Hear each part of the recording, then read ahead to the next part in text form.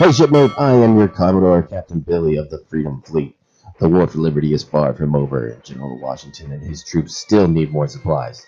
Just wanted to say thank you for contributing to the cause and hitting the like button, enlisting with the Freedom Fleet by following and subscribing. Last week we talked about when you can take a merchantman vessel as a prize. Today we are talking about what to expect from the Admiralty Court after turning over a merchantman being caught red-handed giving material aid to the enemy. Base pay is well and good, but your share of the prize money, well, that can change your stars. All rebel captains are dedicated to the success of liberty and hold fast to the cause. But a captain is only as good as the crew that sails under him. So, you should be aware of what you and your crew are owed. At the onset of the war, Congress relinquished full value of the proceeds for captured British warships and privateer vessels sailing for the Crown. This was intended to serve as motivation to take the fight to the British Navy directly. This was not so for the merchantman vessels sailing for the Crown. Continental Congress established that 2/3 of all prize money from captured merchantmen would go to them, and the remaining 1/3 would be divvied up amongst the crew who made the capture. As you can imagine, sailors up and down the ranks complained bitterly, and surprisingly enough, their complaints did not fall on deaf ears. In fact, in October 1776, Congress amended the law so that prize money on captured merchantmen would be split 50-50. Congress would keep half, and the other half would go to the crew that made the capture. The Navy's half of the prize money would be awarded by shares into 20ths. The commander-in-chief received 1/20th, whether he was present at the time of capture or not. 2/20ths went to the captain who made the capture. 3/20ths were split among marine lieutenants, midshipmen, and other petty officers. 5 1/2/20ths were split among masters, Navy lieutenants, and captains of Marines. Then 8 1/2/20ths were shared by the lower deck, seamen, Marines, ship's boys. This division of prize money was pretty straightforward. You did your job on the ship, you earn your 20ths. But what if you were sailing as part of a squadron?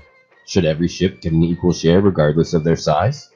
Should a small 6-gun sloop receive as large of a slice of the pie as a brig with 14 guns? What about a frigate with 32 guns? You know, the one leading the squadron. Is it fair to split the prize evenly when the work done was not even?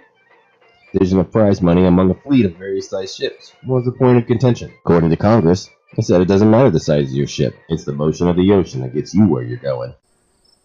Or everyone gets their shares allotted them based on their role in the ship, not on how big or little their ship is. But some captains disagreed with Congress, most notably John Paul Jones. While commanding his squadron from aboard the Bonhomme Richard during his infamous cruise to the waters around the UK, he ordered that the British prize system be adopted. He was able to implement this system because he was submitting his captured British prizes to be auctioned off in France and Spain, where Congress did have agents such as Silas Deane and Benjamin Franklin. But under the British prize system, a ship's power level determined their cut of the prize money.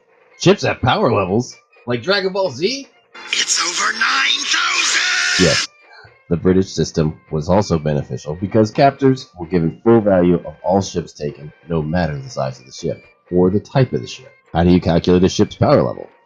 Well, you start with the ship's armament, most notably the cannons. The cannons are measured by how heavy the ball is that they fire in pounds. So a 12-pounder fires a 12-pound cannonball. The weight of all cannon on board would be added up, giving their armament level. Then, that armament level will be multiplied by the number of men and boys serving on board, and boom, there's your power level.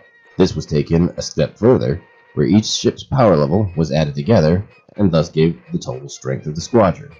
And then squadrons were added together to give the power level of a fleet. The British Admiralty would use these numbers when making war plans, to calculate which fleet or squadron had the strength to perform a particular task. It was also useful for forecasting the logistical needs of the squadron, such as rations for the men, the amount of black powder, and cannonballs that would be needed for the ship. Each ship's power level was the determining factor on how much they would be paid. The higher power level a ship had, the more intimidating they were to an opposing force. It must have seemed unfair to Congress that smaller ships got a smaller share of the prize money, but what this shakes out to in real life is when a big ship with lots of guns and men armed to the teeth rolls up against a smaller ship with a small crew, well, it struck fear into the hearts of those men. This show of force had a higher chance to convince the smaller ship to strike their colors and surrender without a shot being fired. Having the prize surrender without a fight provides multiple advantages. 1. It makes the prize more valuable at auction, as it won't need repair. 2. It saves the crew aboard the smaller ships from being injured or killed by avoiding a fight altogether, while still getting paid. 3. It helps preventing supplies like powder and shot from being prematurely depleted, thus reserving them for a larger battle when they will be needed against a larger or multitude of foes. 4. It prolongs the need for resupply of powder and shot, which costs time and money to replenish. 2 ships from a squadron as an example, a brig and a frigate. Determine their power levels and then calculate their subsequent share of any prizes captured. So the brig.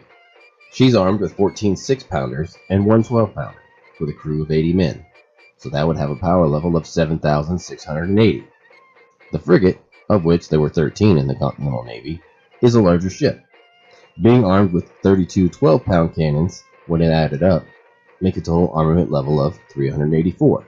Same thing, you take the total armament level of 384, multiply it by the size of the crew, 250, and gives a power level of 96,000. So let's continue with this example. Let's suppose these 2 ships are sailing in a squadron with 4 other ships, where the combined squadron power of all 6 comes out to 192,000. To calculate the brig's share of the prize money, you take its power level of 7,680 and divide it by the combined squadron power level of 192,000, which comes out to 4%. So the brig would receive 4% of the total prize money to be divided amongst the crew of 80 men for any ships that were captured. Same thing with the frigate. To calculate its share of the prize money, you take its power level of 96,000 and divide it by the combined squadron power level of 192,000, which comes out to 50%.